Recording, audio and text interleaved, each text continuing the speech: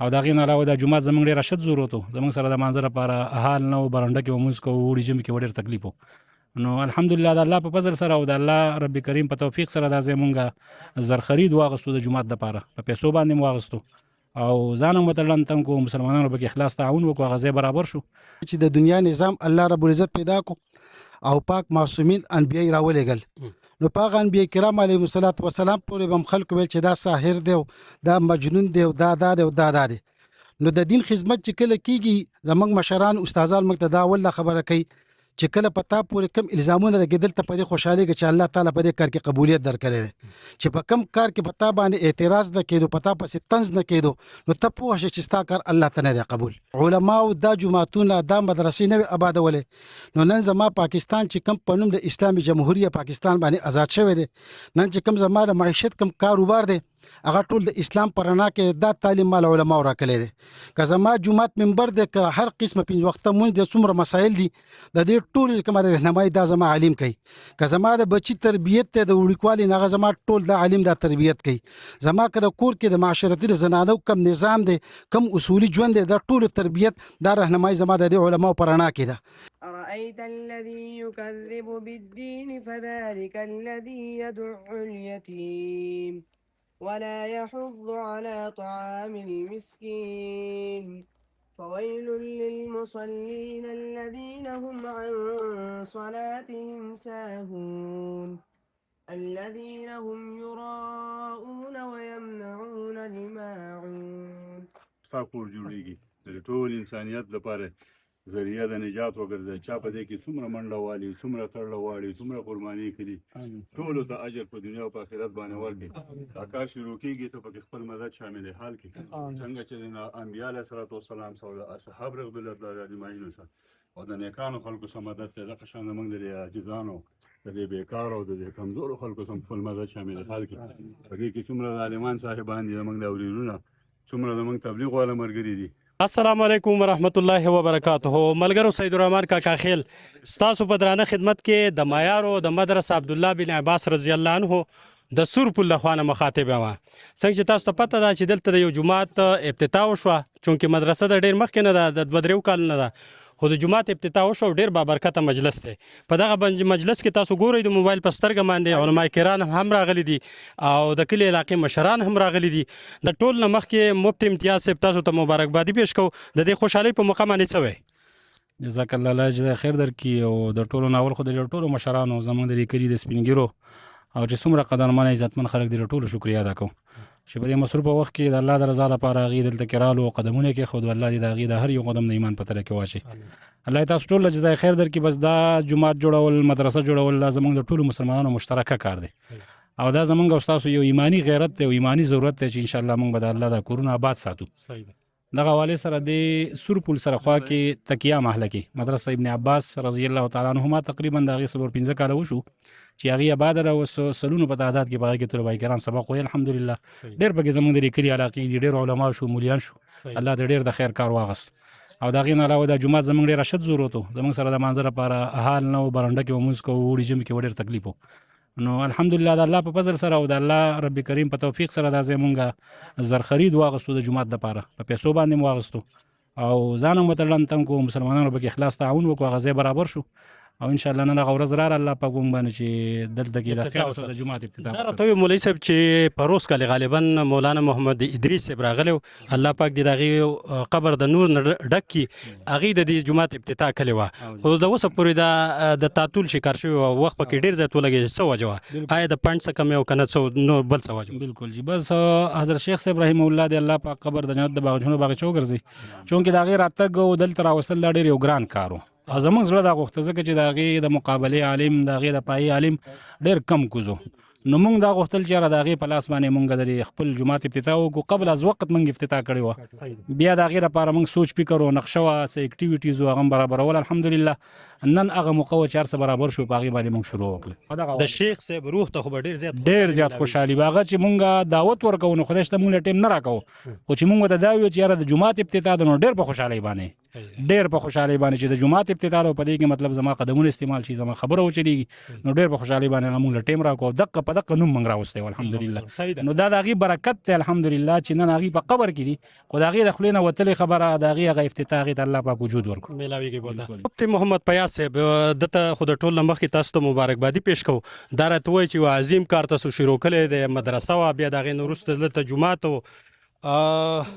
د مدرسې او د جوماتونو د ضرورتونه پوره کول دا د عوامو په ذمه باندې دي دا راته وایي چې په دې وخت کې په دې مدرسه کې ستاسو سره طلبای کرام څومره دي نمبر سید الرحمن صاحب تاسو ډیره زیاته شکریا ادا کوو چې تاسو داسې بهترین مواقع ته او داسې د خیر کارون ته په معمولی شان نوټس باندې په معمولی شان اطلاع باندې هغه ځان حاضروي الله دې تاسو په ژوند کې برکت کړي دی والله هر قسم غمونه وساته دریم نمبر زبر کوم ادا د عوامو یو غټه خوش قسمتي وګڼوه چې الله رب العزت موږ له داسې د خیر په کارون کې چې کومه توفیق راکړي او په دې کې چې کومه موږ خپل صدقې او خپل قربانیان هغه وړاندې کوو او د خپل قبر او خپل آخرت لپاره د زموږ یو ذخیره ده مولانا اشرف علي تنویر رحمت الله علیه فرمایي چې دا ډیره غټه د خیر خبره ده چې په دې سيزونو کې چې کومه عوام د خپل قبر او د خپل آخرت لپاره خپل اخلاص کوي نو دا چې کومه کم کړه موجوده بلډینګ دی دا تاسو ته په نظر راځي په دې 2-3 کال کې دا دون اثر تر رسیدل او به د دې سره کومه د جمعات د پاره د زمکه قیمتن اغستیدل دا د سینې دی راغی صرف په کې مخه ته پکې زمنګ صحیح سو د دې ترونو د مشرانو تقریبا دې ځکه هغه دیو خپل طرف اخلاص کړو هغه مخامخ کمی زمکی دغه قیمتن اغستل شوی دي نو دا ټول کوم د عوامو دغه اخلاص برکت او چې الله رب العزت دې د وجود ورکو او دا کوم قائم دی هر څه کوم تاسو په خپل سترګو باندې هغه نتیجې نه صحیح ده دا راته وایي اکثر خلک دا شکایتونه کوي خلک پراپګانډیم کوي و یاره دا جوماتونه مدرسې خلک جوړوي د خپل کاروبار دپاره نو تاسو ته د کاروبار څه ضرورت شته د پیسو د څه ضرورت شته دی او کنه تاسو د کاروبار په نیت باندې دا مدرسه او دا جومات جوړوي او کنه دا خلک هسې پراپګانډې کوي هغه خلکو ته څه وایي زه د ټول اول دا یو خبره وکم سید الرحمن صاحب کله چې د دنیا نظام الله رب العزت پیدا کو او پاک معصومین انبیای راولېګل نو پاک انبیای کرام علیهم الصلوات والسلام پورې بم خلق ویل چې دا ساحر دی دا مجنون دی دا دی دا دی نو د دین خدمت چې کله کیږي زمنګ مشران استادان موږ ته دا ول خبره کوي چې کله پتا پورې کم الزامونه لګیدل ته په دې خوشاله کې چې الله تعالی په دې کار کې قبولیت درکړي چې په کم کار کې پتا باندې اعتراض نه کېدو پتا پسې طنز نه کېدو نو ته پوه شې چې ستا کار الله تعالی دی قبول دا خو کومه د قبولیت درجه دي دا کیږي کدا علماء دا جماعتونه دا مدرسې نه آبادولې نو نن زما پاکستان چې کم پنوم د اسلامي جمهوریت پاکستان باندې آزاد شوی دی نن چې کم زما د معیشت کم کاروبار دی هغه ټول د اسلام پرانا کې دا تعلیم مال علماء راکړي دي که زما جمعات منبر د هر قسمه په وخت مونږ د څومره مسایل دي د دې ټول کومه رهنمایي دا زما عالم کوي که زما د بچی تربیت ته د وړوکوالي نه زما ټول د عالم د تربیت کوي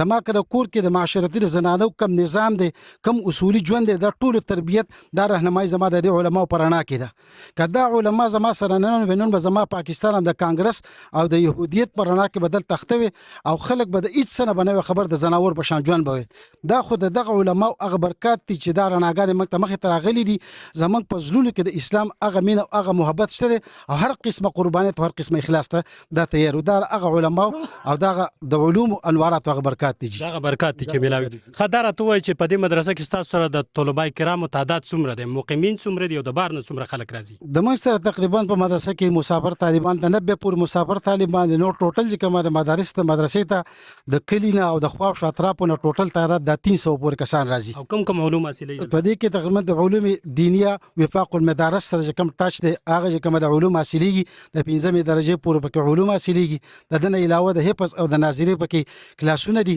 هغه پکې کیږي ان شاء الله را روان کال چې کوم زمونږ د سرباندی د 3 میاشتې بعد تقریبا سره 30-35 پورې زموږ سره سکل د حفاظ به زموږ د ادارې نه پارېږي تاسو د موبایل نمبر سره کې یو سړی تاسو سره تعاون کول غواړي ځکه چې دا ډیره غټه منصوبه ده او بغیر د خلکو د تعاون نه کیږي نو څه وي زه خو چې کومه موبایل نمبر مو وای زه خو لټول اول چې کومه زه د ټولو خلکو چې کومه د دې د اخلاص هغه شکریا دا کوم چې الله دې تاسو په روپۍ کې